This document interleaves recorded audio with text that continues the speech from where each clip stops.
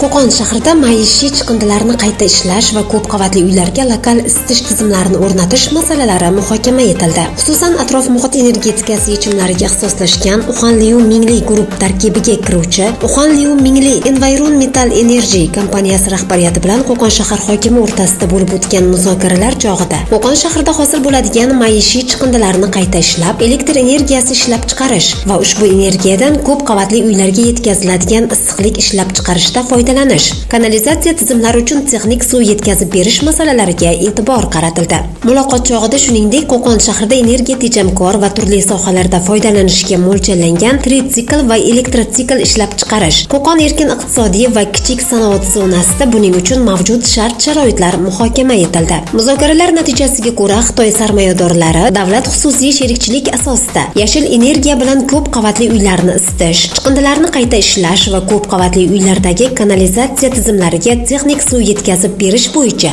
aniq loyihalar ishlab chiqib, investitsion takliflar taqdim etishga kelishib olindi. Ushbu kelishuvni amalga oshirish uchun Qo'qon shahar hokimi o'rinbosari, investitsiya va tashqi savdo bo'limi boshlig'i Oybekjon Mingbayev mas'ul etib belgilandi. Ulug'bek Norboyev, Zebo Mirzayeva, Qo'qon shahar hokimligi axborot xizmati uchun.